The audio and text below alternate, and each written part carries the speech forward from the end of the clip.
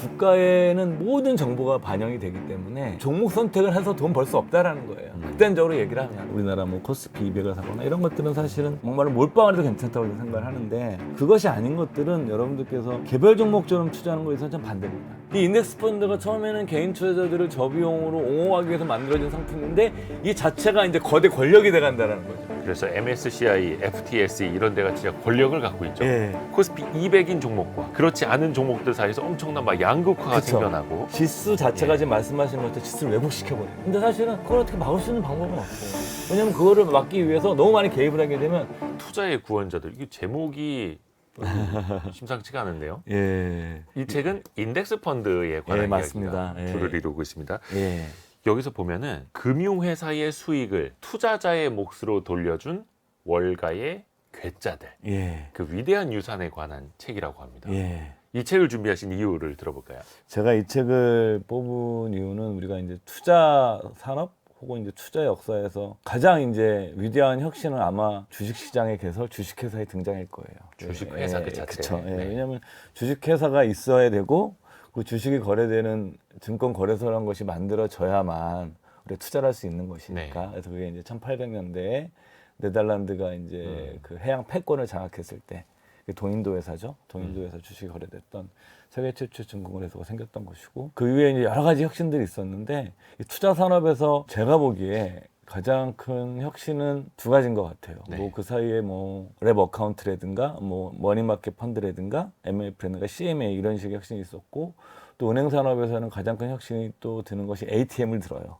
현금 인출. 예, 그렇게 이제 네. 평가를 하죠. 뭔가 이제 가장 큰 혁신들. 예, 혁신인데 투자 산업에서 가장 큰 혁신은 제 생각에 이제 뮤추얼 펀드의 등장. 그 매사추세츠 투자 신탁이라는 것이 이제 미국 최초의 뮤추얼 펀드죠. 우리가 얘기하면 공모 펀드죠, 공모 네. 펀드. 그러니까 그 전까지는 이제 제도화된 개인이 돈을 맡기고 여러 종목에 분산 투자할 수 있는 그런 수단이 없었죠. 네. 이제 그것이 만들어지고 지금 이제 그 뮤추얼 펀드 산업이 어마어마하게 성장을 한 거죠, 사실은. 네. 그리고 그 다음에 아마 그 대단한 혁신은 저는 S&P 500 ETF에 그러니까 인덱스 펀드에 투자하는 인덱스 펀드의 등장이다. 인덱스 펀드가 등장하면서 사실은 자산 운용하는 패러다임을 근본적으로 바꾼 거죠. 그리고 이제 소위 말하는 패시브 투자, 수동적인 투자에 등장한 거죠. 그 전까지는 우리가 뮤추얼 펀드는 액티브 투자거든요. 적극적으로 펀드 매니저가 사고 파는 전략이지만 수동적인 투자가 등장을 하고 네. 그것이 이제 지금 세계 최대 펀드가 된 거죠. S&P 500 펀드 자체가. 그리고 이제 이것을 이은 것이 이제 ETF의 등장입니다. 그러니까 인덱스 펀드와 디지털이 결합이 되면서 네. 만들어진 지금 현재 금융산업에서 가장 큰 혁신이죠. 물론 헤지펀드도 큰 혁신이지만 헤지펀드 같은 경우는 부자들을 위한 투자이기 때문에 일반 대중에까지 어마어마한 영향을 미친 건 아니에요. 그렇죠. 그 뮤추얼 펀드나 인덱스 펀드나 ETF처럼. 그래서 지금 이런 혁신인데 사실은 인덱스 펀드와 ETF의 등장이 어마어마한 혁신인데 사실 우리가 많이 활용도 하고 투자도 하고 있지만 그 역사를 알고 있는 사람들은 많지 않아요. 그러니까 이 책은 그 역사를 다룬 책이에요. 인덱스 펀드가 어떻게 어떻게 등장했고 탄생이 그리고 되는가. 거기 어떤 사람들이 등장을 했고 그러니까 사실은 우리가 어디 역사를 바라보는 것은 여러 가지를 보는 방법이 있어요. 예를 들어서 뭐 이벤트, 사건으로 볼 수도 있고 근데 사람을 통해서 보는 게 제일 재밌어요. 사실 저희들은. 그래서 우리가 삼국지 같은 게 지금도 재미난 게 인물들의 얘기잖아요. 네. 그러니까 이 책은 인덱스 펀드의 인물사예요. 어떤 인물들이 등장했고 어떤 이론가가 등장을 했고 어떤 사람이 그걸 만들었고 그 과정에서 어떤 문제가 있었고 그래서 이거는 굉장히 인덱스 펀드와 ETF 역사의 드라마틱한 그 사람들을 주인공으로 한 대하 네. 역사서 같은 책입니다. 그래서 저는 이 책이 미국에서 나왔던 얘기 듣고서 엄청 기다렸어요. 너무 읽고 싶어서. 그래서 제가 너무 즐겁게 읽었고 혹시 여러분들께서도 만약에 그 ETF라든가 인덱스 펀드의 역사를 알고 싶으신 분들은 한번 이 드라마틱한 이야기들을 읽으시면 상당히 재미있게 읽으실 수 있을 것 같아서 추천을 했습니다. 최근에 이제 번역이 되어서 우리나라에 나온 거고요. 투자의 구원자들이라는 이름으로. 근데 이걸 쓴 사람이 보니까 현역 기자입니다. 예. 로빈 위글스워스. 예. 기자이기 때문에 어떻게 보면 더 많은 사람들을 만나고 이야기를 듣고 썼을 예. 수도 있겠고요. 이게 우리가 그 전 세계에서 우리 이데오 그 사회자 분께서도 기자하셨잖아요. 네. 그러니까 경제 일간지에서 전 세계에서 가장 권위 있는 매체가 두 개가 있습니다. 영국의 파이낸셜 타임즈 FT죠. 네. 미국에 당연히 월스트리트 저널이 있고 네. 그 파이낸셜 타임즈는 가장 고급스러운 영국식 영어로 기사를 쓰기로 굉장히 자부심이 대단한 매체죠. 네. 뭐 이코노미스트도 마찬가지고 주간지 중에서는 가장 고급스러운 영국식 영어로 기사를 쓰기로 굉장히 유명한 네. 신문사에서 이 사람은 이제 금융 담당 기자를 오래 했더라고요. 저도 뭐 알던 사람은 아닌데 서 이 사람이 쭉 이걸 어떻게 썼냐를 읽어보니까 제가 이제 취재를 하면서 뭐 존 보글도 만나고 워렌 버핏도 만나고 이런 사람들 만나면서 그들한테 들었던 인덱스 펀드에 숨겨진 놀라운 이야기들을 제가 이제 저널리스트로서 취재해서 쓰고 싶은 동기가 됐다고 얘기를 하더라고요. 그러니까 저는 그렇죠. 굉장히 부러운 거죠, 사실은. 저도 뭐 금융 담당 기자 생활할 때 네. 혹시 그런 사람, 뭐 영어도 안 되지만 그런 걸 만날 기회가 있어서 이렇게 이런 책을 쓸 수 있었다면 사실 굉장히 기자로서 즐겁고 행복한 일이죠. 그래서 저는 사실 부러워하면서 읽었습니다. 어떻게 보면은 그들을 인터뷰해야만 알 수 있었던 세상에 알려지지 않은 그 예. 인덱스 펀드의 뒷이야기, 탄생 비화 예, 맞습니다. 이런 것도 있는 거고요. 당연히 워런 버핏도 등장을 하고 예, 맞습니다. 인덱스 펀드의 아버지라고 할 수 있는 존 보글도 등장을 하고 예. 이런 식으로 해서 약 30명 이상의 등장인물이 등장을 하고 예, 책 앞장에 보면은 이 책에 나오는 인물들에 대해서 또 요약도 해줍니다. 예, 근데 놀라운 게 그 사이에 등장하는 노벨 경제학상 수상자만 8명에 해당이 예, 된다고 합니다. 예, 예. 이 책에서 등장하는 사람들 좀 공통점을 좀 꼽아보자면 어떤 게 있을까요? 이게 아이러니한 게 예.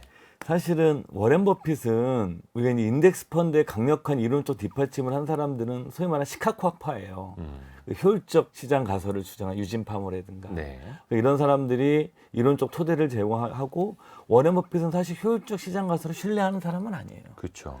워렌 버핏은 이제 시장은 대체로 효율적이지만 때때로 비효율적이기 때문에 그 비효율성을 이용해서 자기들 시장 초과 수익을 낼 수 있다고 생각하는 사람이에요. 그게 이제 가치 투자자들이 갖고 있는 신념 체계죠. 그거를 상징하는 표현이 이제 우리 현명한 투자자 벤자민 그레이엄이 쓴 현명한 투자자의 미스터 마켓, 조울증에 걸린 동업자인 네. 미스터 마켓 비유거든요. 근데 재미난 거는 버핏과 효율적 시장 가설을 옹호하는 이 학자들이 공통적으로 또 인덱스 펀드를 다 옹호해요. 네.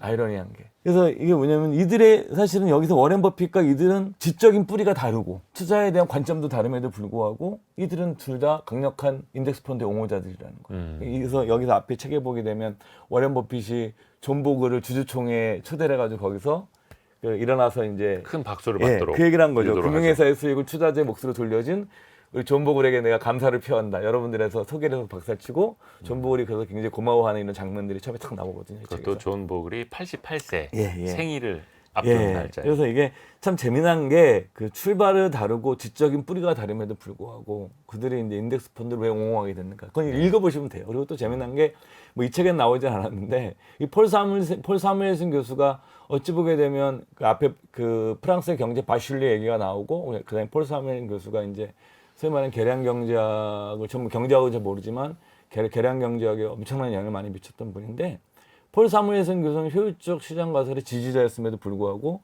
폴 사무엘슨 교수가 재테크로 가장 성공한 게 뭘 것 같으세요? 재테크로 가장 성공한 거예요. 예, 폴 사무엘슨 교수 두 가지입니다. 인세. 책 그러니까 써서 세계 최초로 경제학 노벨상 교과서가 받았으니까. 경제학 교과서가 뭐냐면 베스트셀러가 됐던 아. 인물이죠. 그래서 엄청난 인세를 벌으셨고 두 번째는요. 폴 사무엘슨 교수의 최대 수익은 버크셔 해더웨이 주식이었습니다. 그러니까 이 사람이 끝났어. 이제 생각해 보면 효율적 네. 시장 가설 지지했던 분인데 개인 재테크는 버크셔 해더웨이 주식을 사고 자기 자녀들도 사주고 손주까지 사줬어요. 굉장히 오래 보유했었고.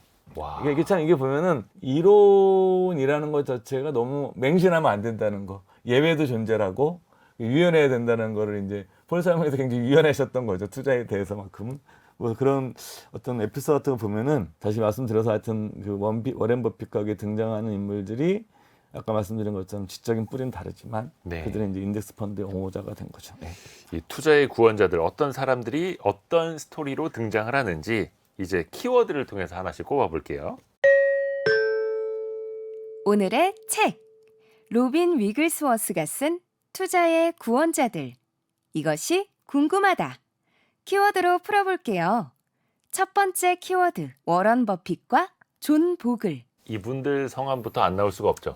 워런 버핏과 존 보글. 예. 일단 이 두 사람의 이야기를 하자면 2007년에 시작이 됐던 세기의 대결 이야기를 안 할 수가 없습니다. 예. 이게 워런 버핏이 아예 공개적으로 내건 거죠. 인덱스 펀드와 대결을 할 헤지 펀드가 있느냐. 예. 분명히 이거는 인덱스 펀드가 이길 수밖에 없다. 10년짜리 그것도 100만 달러를 내건 승부를 펼쳐보자. 예. 엄청난 당시에 그 화제가 됐었고. 예. 여기서 이제 버핏이 제안을 하고 여기 이제 프로테제 파트너스라는 재간접 펀드 회사입니다. 이 사람 이름이 세이지인가 그런 건데 네. 그 맞죠? 예, 세이지. 예. 이 사람이 어디 출신이냐면 예일대 기금의 데이비드 스웬센이랑 같이 일했던 사람이에요. 예일대 기금 이름은 뭐냐면 예일대 기금은 미국의 대학교 연기금의 패러다임을 바꾼 사람이에요. 그러니까 그렇죠. 데이비드 스웬센 교수가 몇 년 전에 잡고 하셨는데 그 전까지 이제 미국의 연기금도 주로 채권이나 이런 거에 한 90% 80% 뭐 저희 표현을 때려 넣었던 거죠. 네. 원금이 깨지면 안 되니까. 그 30대 약관에 데이비드 스웬슨 교수가 연봉의 10분의 1을 줄이면서 자기 모교에 갑니다. 그래서 그 제임스 토빈의 큐로 유명한 노벨 경제학상 받았던 제임스 토빈 교수가 가장 사랑하는 제자 중에 하나였죠. 토빈 교수의 추천으로 거기 가고 제안을 받고 그 데이비드 스웬슨은 뭐 연봉의 한 10분의 1 정도 받으면서 자기 모교에 돌아가서 토빈 교수의 지지하에 연기금의 운영의 정권을 받고 예일대 기금을. 네. 근데 이 사람이 다 팝니다, 채권을. 채권 팔고. 네. 주식 오리엔트된 그 표현은 에쿼티 오리엔티드라는 표현을 쓰는데 그분 책을 읽어보게 되면 주식 지향의 포트폴리오 싹 바꿔버립니다. 그러니까 쉽게 말하면 에쿼티 오리엔티드 뭐 말은 표현은 어렵습니다만 주식 몰빵. 그렇죠. 그래서 이제 이분은 자산 배분을 해요. 아, 네. 거기에서 이제 헤지펀드 투자도 하고 그다음에 목재도 투자합니다. 살림에도 투자도 하고. 예, 살림에 나무가 장기적으로 인플레이션 해지 기능이 있기 때문에 네. 이런 것도 고려해서 투자를 하면서 소위 말해서 전 세계 연기금 운용의 새로운 모델을 만들어냈던 인물이죠. 좀 일찍 돌아가셨는데 그 세이지라는 사람이 그 밑에 있었던 사람이에요. 그걸 딱 배경을 생각해 보시면 이 사람이 운영했던 펀드는 그냥 헤지펀드 한 개를 운영한 게 아니라 소위 말한 재간접 자산 배분을 하는 재간접 펀드를 운영한 거예요. 재간접 펀드라고 하는 건 이제 펀드 오브 펀드라고도 네. 하는데 펀드에다가 투자를 하는 펀드죠. 예, 그러니까 그쵸. 위험을 좀 분산을 하고 예. 말 그대로 이제 분산 투자를 하는 그런 그쵸. 방식이죠. 그렇죠. 그래서 그런 배경을 이해하셔야 돼요. 그래서 그 프로테지를 운영했던 사람도 만만한 사람이 아니에요. 그렇죠. 미국에서 자산 배분의 모델을 만들었는데 예일대 기금의 스웬센의 아이들이기 때문에 굉장히 이 사람도 뛰어난 사람인데 그러다 보니까 펀드 오브 펀드는 뭐냐면 수수료가 더 많아요. 일반 좀 헤지펀드. 비싸죠. 더 많습니다. 왜냐하면 헤지펀드의 수수료가 and 20이거든요. 예. 기본 수수료 20을 받고 성과보다 20을 받는 구조입니다. 그러니까 기본 수수료로 2%. 예, 떼고 2%를 받고 성과가 예, 났을 예, 때 예, 그 중에 예. 20%를 그래서 성과 보수로 가져가는. 가져가죠. 예. 근데 재간접은 여기서 또 가져가요. 아, 그러니까 그렇기 때문에 이게 수수료가 더 많은 구조입니다. 그래서 이제 결국은 초반에는 이게 좀 졌었어요. 버핏이 S&P 500이 지고 있었는데 아하. 나중에 역전을 해서 이제 이 압도적으로 이깁니다. 특히 글로벌 금융 위기가 터지기도 했었고요. 예, 뭐 예. 2008년, 2009년에. 이게 이제 이 펀드 오브 펀드 5개를 운영했었습니다. 이 과정을 가장 잘 정리해 놓은 것은 이제 포춘의 금융 담당 기자님인데 루이스 캐롤인가 하여튼 그 여성 기자신데 굉장히 훌륭한 기자인데 이 버크셔 대회의 그 주주 서한을 이 분이 리라이팅 해주시거든요. 아, 예, 같이 글을 고쳐주시거든요. 네네네네네. 그분이 이제 포춘의 이 과정을 연재를 하는 거죠. 그래서 이 그 루이스 캐롤인 같은 그분 책에 더 자세히 나와 있어요. 아, 예, 그게 그 책 돈이 번역이 돼 있는데 아. 그렇게 해서 이제 수익률이 아주 많이 이깁니다. 그러니까 이제 S&P 500은 125.8%가 났고요. 그렇죠. 10년 동안. 예, 이제 이분들의 펀드는 이제 평균적으로 한 36% 정도 났으니까 125%대 36%. 예. 그래서- 압도적으로 워런 버핏이 예. 이야기를 했던 S&P 포기가 그러니까 S&P 500의 인덱스 펀드가 예. 이긴 거죠. 그러니까 이제 버핏은 이제 뭐냐면 비용 때문에 수수료. 그러니까 근데 사실은 헤지 펀드 중에 장기적으로 S&P 500을 이긴 헤지 펀드들이 많이 있어요. 그러니까 우리가 이제 사실은 여기서는 재간접 펀드였기 때문에 그렇지만 우리가 이제 이것을 또 절대적으로 또 믿어서는 안 되는 게 또 우리가 이제 뭐 헤지 펀드 중에 여러분들 주식시장을 이기는 작은 책, 그 뭐 조앤 글린블라트라든가 그다음에 이제 그 안전 마진이라는 책을 썼던 굉장히 유명한 세스 클락만이라는 유명한 헤지 펀드, 그러니까 조지 소로스 이런 사람들 다 시장을 이겼어요. 아니, 살아있는 전설. 예, 그렇죠. 그렇기 때문에 여러분들께서 이거는 뭐냐면 평균적으로 S&P 500이 이긴다는 거지. 인류 투자가들 중에는 S&P 500 헤지 펀드들이 비용을 다 지불하고서도 그럼요. 예, 꽤 많이 있다는 거를 오해는 없으셨으면 좋겠어요. 그러기 위해서 헤지펀드를 운용하는 분들이 있는 거고 뭐 공모펀드도 마찬가지고 또 개인 투자자들도 예. 시장을 앞서기 위해서 직접 투자를 하는 거니까요. 예. 근데 버핏의 말은 그렇게 시장을 앞서는 거는 소수의 일이고 예. 그러니까 안전하게 인덱스 펀드 투자를 하는 게 예. 맞다라고 예. 또 이제 조언을 하는 거고요. 근데 2007년부터 시작이 됐던 이 10년짜리 예. 대결 말씀드린 것처럼 버핏의 완승으로 끝났고 그러면서 이 사람이 재조명을 받은 계기가 된 거죠. 바로 존 보글이라는 예. 분이죠. 예. 뭐 이분은 이제 뭐 세인트 그 영어로 성인이죠. 성인 존 보글 이런 표현도 쓰는데 굉장히 고집스럽고 비타협적이고 자기가 갖고 있는 어떤 인덱스 펀드에 대한 신념에 대해서 한 채 타협도 안 했던 인물로 되게 유명한 사람인데 사실은 이 버핏이 이제 주주총회 2017년에 이제 그렇게 얘기를 합니다. 그 존 보글을 소개를 하면서 미국 투자자를 위해 그 누구보다 많은 일을 하는 사람이다. 버핏이 이제 그 S&P 500을 지지하는 가장 강력한 이유는 제 생각엔 그래요. 제가 뭐 틀릴 수도 두 가지인 것 같아요. 하나는 뭐냐면 미국 자본시장에 대한 강력한 믿음, 미국의 경제 체제에 대한 믿음. 두 번째는 이제 그 S&P 500이라는 것 자체가 개인 투자자들에게 저비용의 투자를 할 수 있도록 만들어준 것. 그렇죠. 말씀드린 것처럼 그리고, 수수료. 네, 이 책에도 나오지만 사실은 인덱스 펀드가 존 보글이 먼저 시작한 건 아니에요. 많은 분들이 인덱스 펀드 존 보글 시작 그게 아니에요. 그 전에도 아이디어는 있었다 하더라고요. 그 전에는 S&P 500에 나왔죠. 왜냐하면 최초 웰스파고 은행, 옛날 버핏이 대주주로 있었던 웰스파고 은행에서 팔았는데 이때는 이 인덱스가 등장했던 거는 뭐냐면 기관 투자가용이나 대기업체들 미국은 연금 제도가 되게 발달되어 있거든요. 기업 연금이. 그래서 연금을 운용하는 대기업이라든가 이런 것들을 위해서 기관 투자가용 상품이었지 개인 투자용 상품이 아니었어요. 그러니까 존 보글이 뭐냐면 S&P 500을 개인들에게 돌려준 거예요. 싼 수수료로 누구나 가입할 수 있게. 그래서 사실은 이 존 보글이라는 사람이 S&P 500의 동의어처럼 쓰이는 게 누구나가 쉽게 투자할 수 있는 저비용으로 그런 식의 모델을 만들고 그런 걸 상품화시킨 개인 투자자들을 위한 상품 S&P 500을 만들었던 최초의 사람이기 때문에 우리가 이제 주문을 한 거고 여러분들께서 이 책을 한번 읽어보시면 존 보글이 이제 그 전 있던 회사에서 쫓겨나죠. 근데 거기 또 재미난 것 중에 하나는 존 네프 얘기가 나와요. 여러분 가치 투자 좋아하시는 분들은 그 존 네프라고 그래서 엄격한 저 PER 투자자로 유명한 존 네프 아실 겁니다. 네. 예, 그래서 이제 그 전설적인 펀드 매니저고 존 네프랑 같은 회사에 있었어요. 그러니까 사실은 존 네프는 완전 우리에게는 골수 저평가 저 PER 배당 좋아했던 투자자예요. 굉장히 오랫동안 굉장히 고집센 사람이고 근데 존 보글은 인덱스를 만들었는데 둘이 되게 친했어요. 이 책에 이 에피소드가 나옵니다. 이름도 비슷하고요. 예, 그리고 존 네프가 존 보글이 쫓겨날 때 끝까지 또 존 보글을 지지했던 인물이에요. 근데 사실 인덱스 옹호했지만 또 존 보글도 존 네프를 굉장히 존경을 했어요. 네. 그러니까 여러분들께서 그러니까 제가 약간 이런 말씀 드리는 게 어느 하나가 절대적 진리는 아닌 거예요. 이 대가들의 이 에피소드를 보더라도 인덱스 투자하면서 뭐 폴 사무엘슨께서 버크셔도 사시고 그다음에 여기서도 존 보글도 어마어마하게 제가 인덱스 펀드의 옹호자지만 존 네프라는 가장 보수적인 가치 투자 쪽에서도 굉장히 보수적인 성향에 속하는 존 네프를 굉장히 지지했었고 서로 존경하는 마음을 갖고 있었고 뭐 이런 얘기들이 같이 나오죠. 이게 그 양면성이 아니라 서로가 존중한다, 리스펙트한다라는 거죠. 예. 다음 키워드로 바로 넘어가 볼까요? 다음 키워드 효율적 시장 가설. 앞에서 잠깐 말씀을 해주셨는데 효율적 시장 가설 그러면서 시카고 학파 예. 유진 파마 교수 언급을 잠깐 해주셨습니다. 예. 혹시 모르시는 분들을 위해서 효율적 시장 가설이란 이런 거다.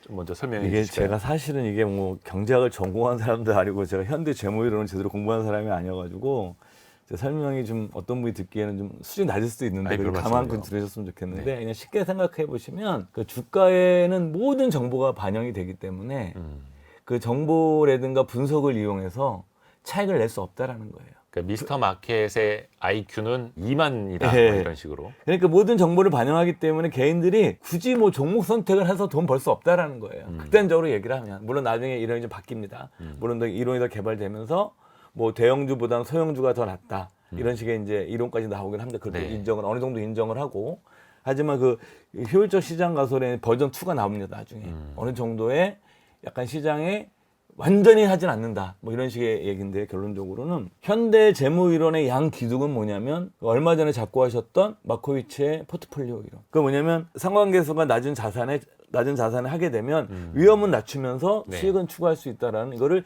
계량적으로 증명을 한 거예요. 또 재미난 게 이제 그 이 책에서 나오죠. 마코이츠 교수가 박사학위 논문을 했을 때 그걸 떨어뜨리려고 했던 사람이 누구냐면 밀턴 프리드만 교수예요. 노벨 경제학상을 받았던. 네. 소위 말하는 이 자유주의 경제학의 그 양거두죠. 하이에크 교수와 밀턴 프리드만이 이제 양대 거두 아닙니까? 소위 말하는 시장에서 거래되는 가격 정보가 가장 효율적인 것이다. 이거를 신념화했던 인물이고 소위 말하는 우리 신자유주의 이론의 그렇죠. 경제학적 뿌리를 대줬던 밀턴 프리드만 교수가 딱 마코이치 교수 논문을 보고 이게 무슨 경제학 논문이냐 뭐 이랬던 에피소드 이 책에도 나오는데 네. 그랬던 거지만 이게 나중에 노벨 경제학상을 받죠. 두껍지도 않은 얇은 그런 포트폴리오 이론을 계량적으로 증명한 거. 네. 이 기둥 하나와 효율적 시장 가설이라는 이 한 기둥을 가지고 현대 재무 이론이 발전한 거거든요. 아하. 그러니까 이 양쪽에 있었던 사람들이 다 노벨상을 받는 거죠. 네. 윌리엄 샤프 교수라든가 유진 파멜라든가 교수라든가 그다음에 이제 우리가 선물 옵션, 뭐 블랙쇼즈라든가 로버트 모튼 이런 분들이 다 뿌린 다 여기에 있는 거예요. 결국 마지막에 가면은 이 마코이츠 교수와 그다음에 이제 효율적 시장 가설, 시카고 학파 이 두 뿌리가 등장을 하면서 만들어진 것이고 이것이 현재 주류 재무 이론의 패러다임이고 이런 이론을 믿으시는 분들이 가장 강력하게 투자해서 했던 전범을 보여줬던 인물이 바로 아까 말씀드렸던 예일대 교금의 여기 데이비드 스웬센이 네. 이런 현대 재무 이론의 옹호자입니다. 그러니까 굉장히 뛰어난 투자가였고 이 사람은 그래서 이런 이론을 가지고 있으신 분들이는 오히려 종목 선택보다 가치 투자들은 가격과 종목 선택이거든요. 네. 근데 이런 이론을 가지고서 투자를 해서 성공하신 분들은 1번이 자산 배분이에요. 그러니까 주식 지향적인 포트폴리오를 짜서 자산 배분을 해내면서 자산 배분을 주기적으로 리밸런싱 해나가는 과정을 통해서 장기 수익을 추구해내는 이런 식의 이제 자산 배분의 뿌리가 이제 여기에 있는 거고요. 이 책이 뭐 나오진 않지만 그래서 네. 저희 센터에서 데이비드 스웬슨 교수의 책을 번역을 했습니다. 그게 왜냐면 아마 시중에서는 이게 성업성이 없어 번역을 안 할 것 같아가지고 여러분들께서 현대 재무이론과 효율적 시장 가서 이런 것들이 뿌리를 통해서 지금 자산 배분해냈던 것의 가장 큰 전범 예일대 기금이고요. 뭐 인터넷 검색해 보셔도 되고 그다음에 가치 투자자들은 이제 종목 선택과 가격에 초점을 둔 사람들이고 그래서 이렇게 이제 큰 줄기가 형성이 되는 거죠. 우리.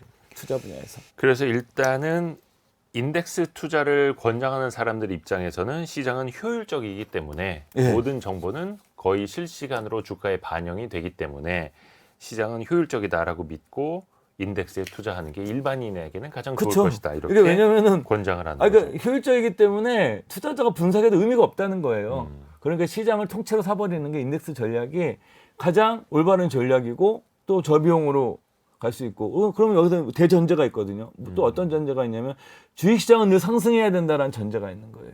그걸 이제 우리가 놓치면 안 되는 거죠. 그러면 주식시장이 늘 상승할 수 있냐? 그건 나라마다 다르겠죠. 네. 예를 들어서 그 장기 주식 수익률을 분석한 두 권의 책이 굉장히 유명한 책이 있습니다. 한 권은 이제 우리가 그 제레미 시겔 교수죠. 미국의 네. 그 장기 투자 바이블인가 되게 좋아하시는 분들 네. 많죠. 그게 이제 주식의 장기 수익률이 왜 높은가를 분석한 책이고, 그다음에 영국의 이제 엘로이 딤슨 교수라는 분이 쓴 낙관론자들의 승리인가 뭐 그런 책이 있어. 그 저희 센터에서 그것도 번역한 책인데 이 두 권이 주식의 200년간 장기 주식 수익률을 분석한 책이에요. 그래서 이제 장기적으로 주식은 우상해야 한다는 거죠. 그 중간중간에 어떤 파국은 존재할지 모르지만 그런 믿음이 있기 때문에 그런 것이 없으면 인덱스 펀드가 의미가 없는 거예요. 오르지 않을 것 같은데 인덱스 하면 어떡합니까 그게. 이거는 일단 그 자본주의가 뿌리가 그쵸. 내려져 있고 뭔가 예. 투명한 시장, 예. 기업들과 그 나라가 계속해서 성장하는 시장. 예. 그래서 사실은 좀 미국 이야기입니다. 예. 그래서 이제 존 보글도 얘기한 거죠. 네. 존 보글도 장기 수익은 기업 이익 플러스 배당이다라는 거예요. 그러니까 기업 이익이 계속 늘고 당연히 자본주의가 성장을 하고 자본주의 성장을 결정하는 것은 기업이기 때문에 성장하고 기업이 배당을 주면 주주들에게 뭐 자사주 소각을 하거나 주주 환원책을 피면 그래서 이제 뭐 이게 약간 말이 좀 되긴 하지만 주식 투자가 왜 제로섬 게임이 아니게 되는 거죠. 그러니까 제로섬 게임은 사는 사람과 파는 사람이 똑같이 있으면 플러스 마이너스가 돼서 결국은 0이 되는 거예요. 제로섬 게임이 되는 건데 주식이 왜 장기적으로 제로섬 게임이 안 되냐면 배당이 있기 때문에 그런 겁니다. 그렇죠. 내가 보유하고만 있더라도 계속적으로 배당이 나오기 때문에 네. 제로섬 게임이 안 되는 거예요. 사고만 파는 것만 따지면 제로섬 게임이지만 장기적으로 기업이 뭐 자사주 소각을 하거나 배당을 주기 때문에 주주 가치가 계속 올라가잖아요. 그러니까 그죠? 주식을 제로섬 게임이라고, 그러니까 누가 얻은 만큼 누구는 잃는다라고 예, 예. 생각하시는 분들은 그냥 주식이라는 거 그냥 매매의 대상으로만 보시는 거죠. 맞습니다. 예. 근데 주식은 매매의 대상뿐만이 아니라 기업의 성장도 같이 향유하고 배당도 받을 수 있고. 그러니까 존버골도 계속 그런 거죠. 그러니까 존버골이 그렇지. 뭐냐면 어차피 장기적으로 기업의 이익과 수익만큼 올라간다. 그렇기 때문에 우리가 중요한 게 뭐냐? 비용을 줄이는 게 굉장히 중요하다. 이렇게 접근하는 거예요. 그리고 참고로 인덱스 펀드에 가입을 하셔도 기업에서 배당을 주는 걸 분배금이라고 예. 투자자들에게 이제 나눠주게 되죠. 그렇죠. 효율적 시장 가설 이야기를 좀 하고 있었는데 사실 효율적 시장 가설이 늘상 통하는 건 아닙니다. 특히 앞에서도 잠깐 이야기를 해주신 것처럼 인덱스 펀드와 헤지 펀드의 대결을 펼쳤던 초반, 특히 그게 2007년에 시작이 됐는데 2008년, 2009년에는 글로벌 금융위기가 닥쳤지 않습니까? 그럴 때는 인덱스 펀드도 큰 타격을 받을 수밖에 없습니다. 그렇죠? 아, 그럼요. 그거는 우리가 시장이 파국이 나면 그거는 다 장사가 없는 거예요. 장사가 없는 건데 그 존버글이 이제 이런 얘기를 하죠. 인덱스 펀드 보유 기간은 얼마냐? 얼마라고 대답했을 것 같으세요? 뭐 영원히. 그러니까 존버삼이 파국이 있다 하더라도 기본적으로 장기적으로 주가는 우상향할 것이고 기업의 이익과 배당 때문에 이걸 따라 영원히 갈 것이기 때문에 평생 가져가라. 예, 개인 투자자들은 그냥 평생 보유하는 것이 가장 좋은 전략이다. 뭐 배당을 받거나 아니면 필요할 때 필요한 만큼만 환매해서 쓰거나. 필요 쓰거나 뭐 그렇게 굉장히 심플한 논리입니다. 그래서 이걸 내가 수익을 극대화하려면 이거 뭘 해야 되느냐? 당연한 얘기에서 수수료를 낮춰야 된다. 그래서 존버글은 뭐 이 책에는 나오지 않았지만 계속 그 S&P 500의 인덱스 펀드에 우리나라도 마찬가지지만 수수료를 계속 낮춰요.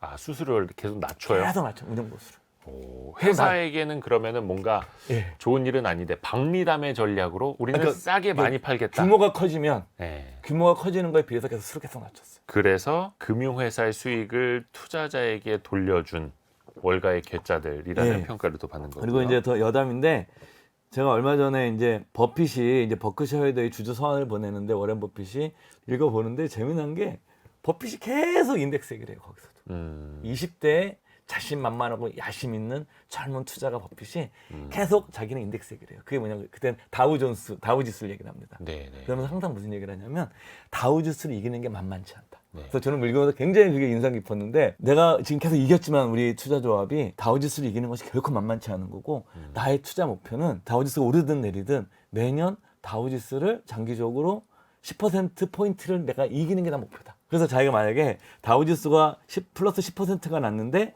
내가 15% 나면 이건 내가 잘한 것이 아니다. 근데 만약에 다우지수가 마이너스 50%인데 나 마이너스 10%가 났으면 이건 내가 굉장히 잘한 거다. 그래서 나한테 그걸 칭찬해 줘야 된다. 이런 대목이 또 나와요. 그러니까 그만큼 버핏은 자기가 투자를 하면서 지수를 이긴다는 것 자체를 이미 20대부터 굉장히 어려운 걸 알았던 그리고 거죠. 벤자민 그레이엄도 그 스승도 인덱스 펀드의 지지자였습니다. 그러니까 이게 생각해 보게 되면 이게 아까도 말씀드렸지만 뿌리는 다르지만 결국은 이들은 저비용의 인덱스 펀드가 미국 자본시장에 신뢰하는 사람들이 선택할 수 있는 가장 저비용의 옵션이다라고 생각했던 것 같아요. 뭐 S&P 500만 하더라도 미국에서 가장 우량한 기업 500개를 그쵸. 모아놓은 거고 다우존스 30 같은 경우에는 말 그대로 30개의 종목을 모아놓은 거고. 그래서 저도 요즘 이제 개인적으로 이것저것 했는데 저도 최근에 일부 포트폴리오를 조정하는 것 중에 하나는 S&P 500이랑 다우존스 그 ETF 있거든요. 네네네네. 국내에. 많죠 이제는. 요즘 전 그거 비중 늘리고 있어요. 왜냐면 다시 이렇게 버핏 책 읽어보고 그러면서 내가 그냥 나는 이 대가리 이 정도 얘기했으면 이것만 내가 따라가도 뭐 제가 뭐 대단한 개인 투자가도 아니고 그래서 이 비중을 더 높여놔야 되겠다.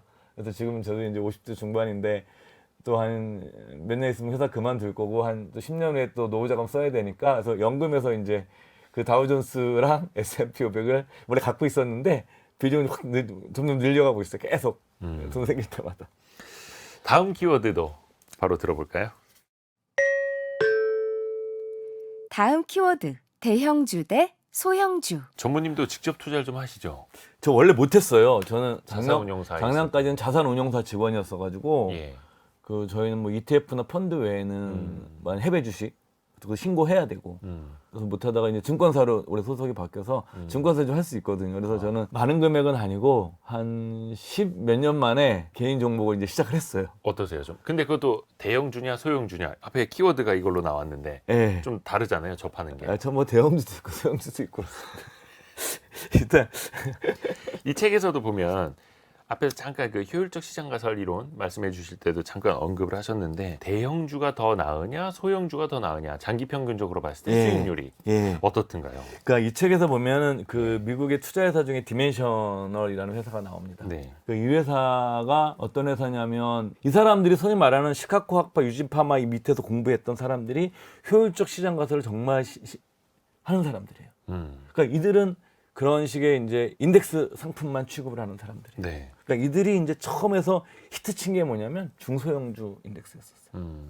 근데 이런 통계들이 미국은 우리나라 같은 경우는 지금 80년도에 증권시장이 지수 100으로 시작됐잖아요. 종합주가 있었지만 네. 뭐 배당이 재투자고 이런 식으로 된 기록은 없어요. 그런 데이터가 뭐 배당 재투자해서 이런 식 S&P 500 우리가 200년 그래프 수익률 같은 거 보면 그거는 배당이 재투자했을 때 이런 게 다 있어요. 네, 데이터. 네, 미국은 데이터에 대한 연구가 많이 돼 있고 이 책에도 왜 데이터 연구를 많이 나왔는지 코어스라는 그 코어스는 그분이 있어요. 네. 이분이 기부금을 내 가지고 하여튼 그런 연구들을 되게 많이 합니다. 그래서 그런 장기 데이터들이 있어서 여기서 이제 대형주와 중소형주 장기 데이터들을 연구를 하고 그 디멘셔널이라는 회사에서 중소형 펀드를 처음 런칭을 해요. 저도 몰랐어요. 이 책에서 보고서 그 회사가 그렇게 이제 인덱스도 되게 유명한 회사인 건 알고 있었는데 그 회사가 이제 여기서 런칭을 해서 왜냐하면 그 근거가 됐던 게 뭐냐면 중소형주가 장기적으로 대형주라 변동성은 더 높지만 더 리스키하기 때문에 리스크에 대한 보상으로서 장기 수익도 높다라고 이 데이터로 검증이 된 게 있었기 때문에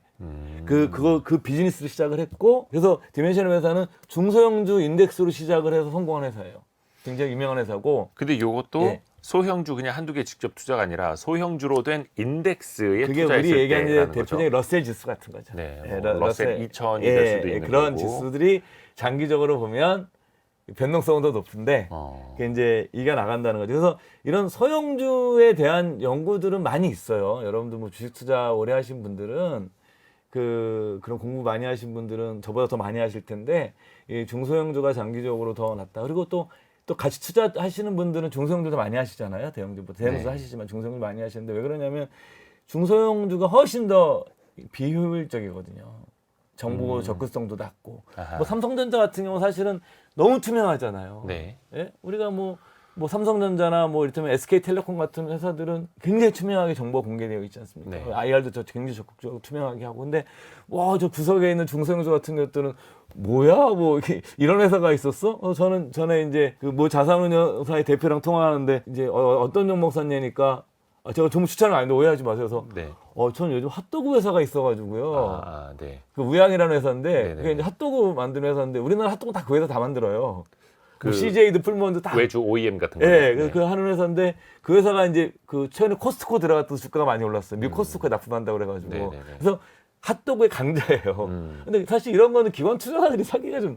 그렇죠. 원체 소형주고. 예, 그러니까 사실 그래서 가치 투자자들은 이런 정보가 충분하지 않기 때문에 그래서 소외된다라는 거죠. 그래서 중소형주를 선호하는 분들이 계시죠. 그렇게 해서 가치자는 그렇게 바라보시고 그다음에 이제 이 효율적 시장 가설에서 그 인덱스를 만드셨던 그 뭐 디멘셔널 펀드 같은 곳에서는 장기 이런 데이터를 가지고 근거를 삼고 있는 거죠. 다음 키워드도 들어볼까요?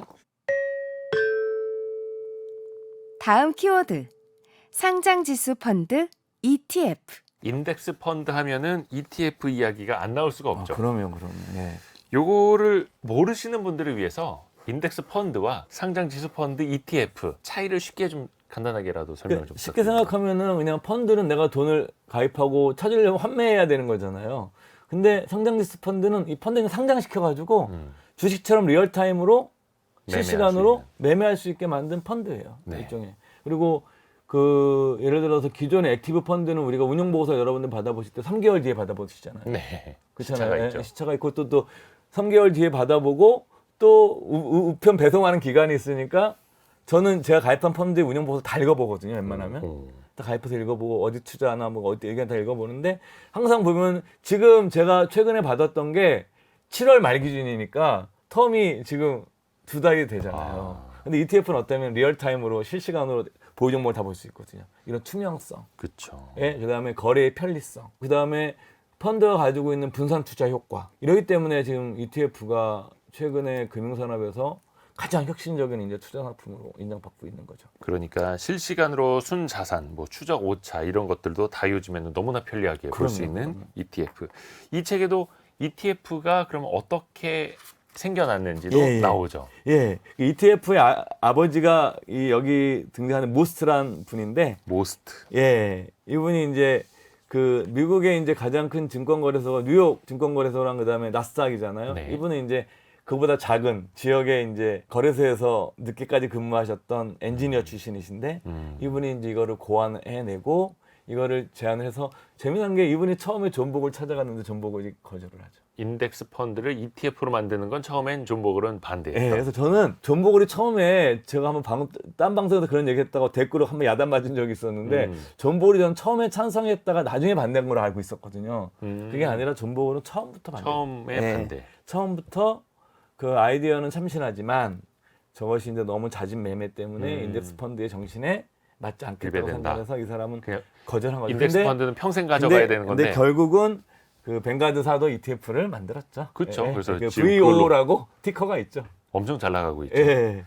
근데 이거를 인덱스 펀드도 보통 주식처럼 하루 종일 거래하고 예. 쉽게 환매하고 사업할 수 예. 있게 만들고 싶다라고 하면서 모스트라는 사람이 이거를 아이디어를 냈던 예, 거고요. 이 책에도 나오는데 만약에 예. 그 당시에 벵가드가 ETF를 먼저 했다면 했다면 다 잡았겠죠. 뭐. 지금 벵가드가 일반 인덱스 펀드랑 ETF만 다 잡았을 거예요. 근데 이제 그러지 못했죠. 어허. 예. 그래서 이제 사실은 더 먼저 시작하는 회사가 스테이트 스트리트 글로벌 어드바이저 SSGA라고 그러는 네. 이 회사에서 이제 먼저 S&P 500 ETF를 갖게 되는 거죠. ETF 많이 아시는 분들은 그 앞에 어떤 티커가 있느냐. 그게 그 자산운용사 이름. 예, 그렇죠. 예, 인덱스 심벌 펀드 같은 거죠. 중에서는 뱅가드가 제일 크지만 네. 사실 ETF 중에서는 지금 말씀하신 이 S&P 500 ETF가 더 크죠. 그래서 ETF를 빼놓을 수 없는 거고요.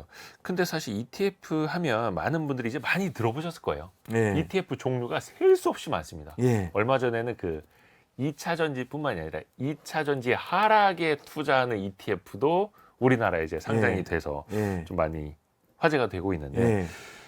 ETF가 뭔가를 이제 싸 묶어서 하나로 바구니로 투자하는 효과가 예. 나오기는 한데 그것도 수수료는 저렴하죠. 예. 그래도 뭔가 주의할 점이 있지 않을까요? 그러니까 ETF 저는 뭐 인덱스를 사는 거라는 거죠. 예를 들어서 뭐 S&P 500을 사거나 뭐 러셀 2000을 사거나 우리나라 뭐 코스피 200을 사거나 이런 것들은 사실은 장기 시장 수익률을 추정하는 거기 때문에 시장 전체를 사는 효과가 있는 거기 때문에 네. 사실은 뭐 막말로 몰빵을 해도 괜찮다고 저는 생각을 하는데 그러니까 지수라면 대표 지수라면 그 시장 전체를 사는 것 자체는 근데 그것이 아닌 것들은 여러분들께서 개별 종목처럼 투자하는 거에 선 참 반대입니다. 예, 이건 자산 배분의 관점에서 접근을 해야 된다. 그러니까 내가 예를 들어 내 포트폴리오에 뭐 ETF를 구성을 할 때 뭐 2차 전지의 어떤 성장성을 넣는다 그러면 성장 ETF에 몰빵을 해서 안 된다는 거죠. 왜냐하면 성장 ETF는 이게 이익이 계속 늘 때는 상관이 없는데 어느 순간 이익이 둔화되게 되면 갑자기 이게 크게도 출렁거리거든요. 왜냐하면 그렇죠. 그만큼 기대가 높기 때문에 그 기대가 좀만 깨져도 변동성이 되게 높아진단 말이죠. 네.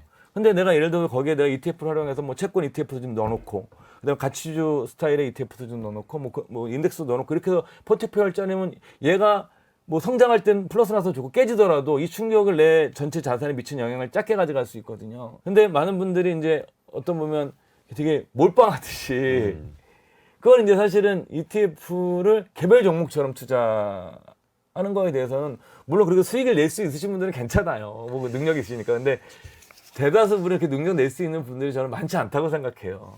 사실 요즘에는 예. 테마형 ETF가 많이 나와가지고 예. 특정 섹터, 특정 성격을 가진 그런 종목들만 모아서 그것도 한 10개 정도만 모아서 만든 테마형 ETF 많이 나와서 저도 그런 거 가지고 있어요. 저도 가지고 있다 매매한 적도 있고. 근데 내가 어떤 분야에 굉장히 뭐 성장을 할 것 같고 이런 분들이라면 이렇게 이제 저는 좀 약간 나눠서 사는 거죠. 분산. 예, 이렇게 나눠서 사고 그렇게 해서 이제 그 투자하는 방법이 막 그냥 완샷 원킬 방식으로 하시는 분들은 그렇죠. 저는 그런 거 그냥 개별 종목 투자하는 거랑 다를 게 없죠. 다를 게 없죠. 근데 뭐 반도체 산업이 좋아질 때는 반도체 ETF, 예. 2차 전지 산업이 좋아질 때는 2차 전지 ETF. 이것도 하나의 방법. 저도 갖고 있어요. 저는 갖고 있고 좀 요즘 비중을 좀 줄이고 있지만 뭐 네. 이건 나이가 있어서 캐시플로우 있는 자산으로 제가 이제 바꾸고 싶어가지고 네. 이렇게 조정을 하고 있거든요, 저는. 근데 저도 뭐 회사 생활을 제가 뭐 영원히 할 수 있는 것도 아니고 그러다 보니 그런 조정을 하고 있는데 ETF를 통해서 네. 여러분들께서 그런 식으로 좀 뭐냐면 포트폴리오의 성장성을 지금 가미하는 이런 전략에서는 좀 찬성이지만 개별 종목처럼 이렇게 몰빵하듯이 하시는 거는 저는 좀 권하고 싶지 않습니다. 좋습니다. 예. 자, 그러면 바로 이어서 다음 키워드로 넘어가 보겠습니다. 다음 키워드는 패시브 투자. 사실 패시브라는 게 그 지수를 추종한다라는 뜻이잖아요. 예. 그러면 여기선 그걸 한번 여쭤보죠. 지수를 추종하는 투자에는 과연 부작용이 없겠느냐? 예. 이것도 부작용이 좀 만만치 않아요. 그 쉽게 생각하면 한국에서도 얼마 전에 그런 일이 있었어요. 예. 그 CFD 아, 때문에 그 일변 종목들이 엄청나게 올랐잖아요. 그럼 이게 전체 시장에서 시가총액이 커지는 거예요. 그냥 막 끌어올려진 주식인데도. 그렇게 되면 당연히 비중이 높아지면 시가총액 비중대로 인덱스를 만드는 인덱스에서는 그냥 무조건 넣어야 돼요. 그러니까 예를 들어서 예. 주가 조작을 통해서 이 예를 들어 시가총액 1,000억 원이던 회사가 1조 원이 됐다. 예. 그러면 코스피 200의 얘를 나중에 너는 한 190등 할 것 같은데 들어와 하면서 그냥 예. 넣어주는 거죠. 넣어야죠. 어떤 기업인지 밸류에이션이 어떤지는 예. 따져보지 않고. 예. 그 예를 들어서 그럼 뭐냐면은 주가가 오르는 종목을 계속적으로 기회가 지나치게 이게 많이 올랐는데도 얘가 비중이 높아지면 그걸 해야 돼서 오른 종목을 더 사야 되는 이런 식의 굉장히 이제 아이러니한 상황이 나오는 예, 거죠. 발생할 수도 있다고 하는 거죠. 그래서 그거를 비판론자들은 인덱스 펀드가 자기 스스로 거품을 만들어낼 수 있다. 이거를 이제 강력하게 비판을 하는 거고 또 하나는 이제 인덱스 펀드가 이 책에도 나오지만 거대 권력이 되는 거예요. 만약에 어떤 그 조그만 뭐 남아메리카의 어떤 주식 국가가 있는데 이 회사 갑자기 뭐 우리가 뭐 이제 모건 스탠리 예를 들어서 뭐 신흥국 지수에서 이 회사를 빼버리면 아, 주가가 떨어지잖아요. 그렇죠. 왜 기관 투자가들은 이 지수를 갖고 다 투자를 하니까. 그러니까 이 인덱스 펀드가 처음에는 개인 투자자들을 저비용으로 옹호하기 위해서 만들어진 상품인데 이 자체가 이제 거대 권력이 돼 간다라는 거죠. 그래서 MSCI, FTSE 이런 데가 진짜 권력을 갖고 있죠. 예. 근데 또 하나 여담이지만 저는 막 ETF 열풍 불 때 신문 기사를 보는데 아 정말 제가 뭐 운영사 사장하는 후배랑 통화하면서 그랬어요. 야 형이 정말 ETF 우리가 잘해줬던데 이렇게 만들었는데 네. 저는 ETF 사업자가 지수 사업자가 상장돼 있는지를 몰랐어요. 저는 지수 사업자가 상장되어 미국 있는 것. 증시에 MSCI랑 아. S&P, SPGI를 스탠다드 글로벌 예. SPGI가 S&P 회사가 상장돼 있어요. 아, 그러니까 이 회사들이 S&P 뭐 많이 나가면 아. MSCI 지수 펀드가 나가면 가만히 앉아서 그냥 돈을 수수료를 받는 거예요. 아. 통행료를 받는 거죠. 그러니까 이렇게 공짜 비즈니스가 어딨냐고. 그래서 이제 그 주식을 사려고 딱 들어가 봤더니 엄청나게 이미 말이 올라 있는 거예요. 아. 그래서 이제 너무 아쉬워가지고 개인적으로 그냥 몇 주 샀어요. 그냥 근데 이제 마이너스인데 그냥 속이 쓰려서 그냥 이걸 그냥 내 기념으로 갖고 있어야 되겠다. 예, 장기적으로 인덱스 펀드 커지면 얘네들이 앉아서 돈 버니까 그래서 이제 몇 주 사서 지금 마이너스 상태인데 그래서 이 책에도 그 지수 사업자가 갖고 있는 그 너무 큰 힘, 신용평가 S&P 같은 신용평가로 영향을 미치고 지수로 영향을 미치는 게 권력처럼 돼가는 거죠. 그렇죠. 이 또 책에서 이제 그걸 지적을 하고 있어요. 아마 2017년, 2018년 초 그때까지 우리나라에서도 좀 광풍이 불었었는데 삼성전자가 잘 나가면은 삼성전자가 지수를 조금 왜곡 시켜버리지 않습니까? 그쵸, 거의 그쵸. 코스피 200에서 차지하는 비중이 막 20%대 중반, 예. 후반 거의 30% 육박해서 예. 가던 시절이었기 때문에 그래서 삼성전자가 오르면 코스피 200 지수가 올라버리고 예. 그러면 또 인덱스 펀드에 돈이 막 들어오면은 코스피 200에 들어있는 종목들을 또 기계적으로 이 인덱스 펀드는 사야 되기 때문에 예, 그냥 예. 같이 덩달아 올리고 예, 그래서 코스피 200인 종목과 예. 그렇지 않은 종목들 사이에서 엄청난 막 양극화가 그쵸. 생겨나고 그러니까 지수 자체가 예. 지금 말씀하신 것처럼 지수를 왜곡시켜 버리는 거예요. 예. 그러니까 지수 자체가 지수를 왜곡하는. 그래서 이 책에서도 그런 비판하는 사람들이 나오고 뭐 칼 아이칸 지금 행동주의 기업 산업국 유명한 그다음에 엘리엇을 창업한 우리나라도 옛날에 네. 엘리엇이 한국에서 공격을 했었었죠. 그 주주 행동주의로 유명한 펀드인데 여기 이제 그 창업자들은 엄청 비판을 하죠. 패시브 투자 자체가 인덱스 투자 자체가 사실은 너무 영향력이 커지는 것 자체가 그리고 이제 존버금도 사실은 말년엔 걸 좀 걱정을 했답니다. 그런 부작용 쏠림 현상, 예, 그런 쏠림 지수 현상. 왜곡. 근데 사실은 그걸 어떻게 막을 수 있는 방법은 없어요. 왜냐하면 그거를 막기 위해서 너무 많이 개입을 하게 되면 그때부터 액티브가 되는 거예요. 그러니까 액티브라는 건 펀드 매니저의 판단력이 개입이 그쵸. 되어 있는 건데 인덱스 패시브라는 건 펀드 매니저의 판단력 개입을 하지 않는 건데 예. 이게 약간 상충이 되는 거죠. 이걸 예. 어떻게 해야 돼? 이런 그렇죠, 식으로. 그렇죠. 그런 문제가 생겨날 수 있다고 지적하고 그거에 대한 뭐 이 책에서 나오지만 완벽한 현재까지 해결책은 없는 거죠. 그러니까 완벽한 상품은 아니다. 자, 그러면 마지막으로 심쿵 한 방으로 정리해 볼까요? 오늘의 심쿵 한방. 로빈 위글스워스가 쓴 투자의 구원자들을 관통하는 핵심 구절. 한 방에 정리합니다. 인덱스 투자를 탄생시킨 1970년대에 결단력 있고 인습을 거부한 변절자들은 현대사회에 제대로 평가받지 못했지만 가장 큰 영향력을 미친 파괴적 혁신가들이다. 인덱스 펀드, ETF를 만든 사람들 파괴적 혁신가라고 예. 평가를 합니다. 이 책을 이 투자의 구원자들이라는 책을 어떤 분들에게 권하고 싶으세요? 저는 사실은 저도 이제 시간이 갈수록 이건 특히 개인적인 의견입니다. 네.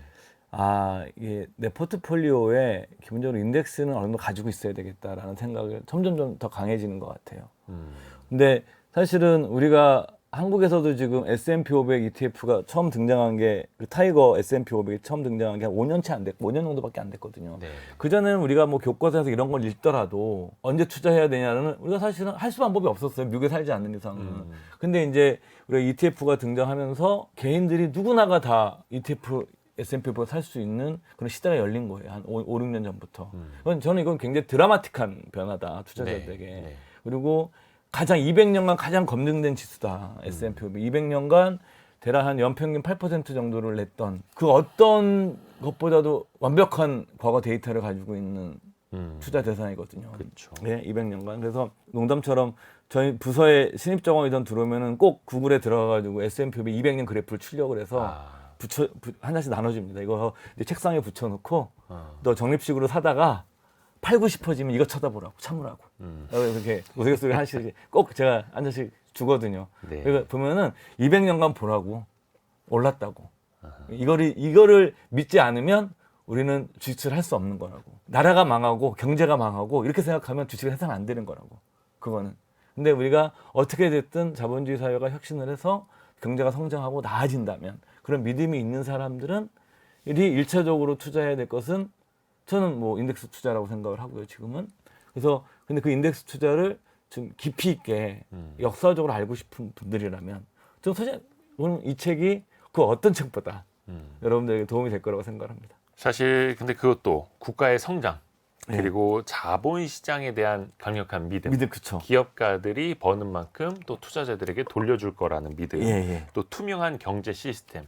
그게 잘 작동이 되어야만 인덱스 펀드도 의미가 있는 거고 항상 워런 버핏도 본인이 미국에서 태어났고 예. 미국 시장에 투자했기 때문에 성공할 수 있었다. 그래서 이 자본주의와 미국이라는 곳에 감사한다라고 늘 이야기를 하는 것도 있는데 근데 쉽게 생각해 보면요. 예.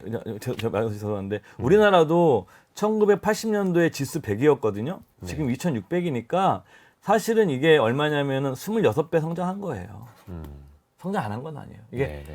정도의 차이가 있는 거죠. 정도의 차이는 예, 있습니다. 경제가 망하지 않고 성장한 나라들은 네. 장기적으로 우상향을 합니다. 근데 여기 이제 우리나라도 사실 이 26배도 정확히 이 데이터 산출하려고 그러면 여기서 이 26년간 그러니까 80년 지금 43년 정도 40년간의 배당금도 다 넣어서 계산해 줘야 돼요. 근데 우리나라는 그런 데이터가 없어요. 미국은 그런 데이터가 다 있는 거예요. 그런 좀 아쉬움도 있네요. 그렇죠. 이걸 하면 더 정확하게 우리가 알 수 있을 거예요. 그러면 이게 43년간 매년 그 나왔던 우리나라 총 기업들이 지급했던 배당금, 예? 그리고 배당금을 재투자했을 때, 그리고 배당금만 받았을 때, 이거 데이터가 다 나오겠죠. 네.